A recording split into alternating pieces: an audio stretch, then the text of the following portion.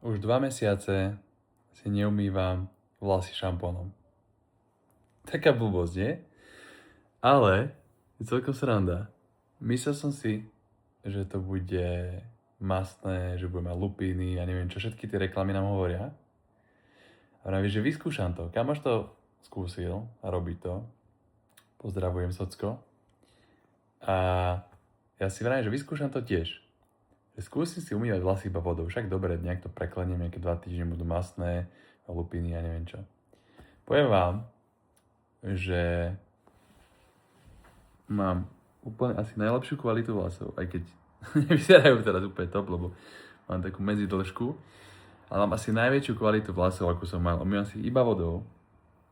Keď sa kúpem mori, tak je tam aj tá sol, ale teraz už sme dlhšie na Slovensku, takže je to iba voda a proste je to v pohode.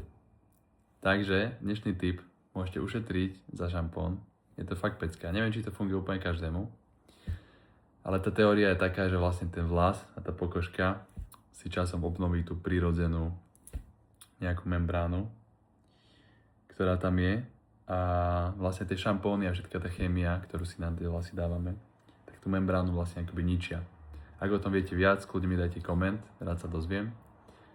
Ale taká pointa. No dneska troška bizárne video, tuto z postele, ale chcel som na to povedať, lebo je to plná pecka.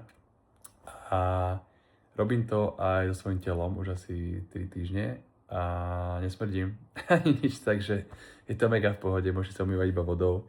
Skúste to, pre niekoho crazy, pre niekoho v pohode. Taká mini inšpirácia, takže troška na odľahčenie.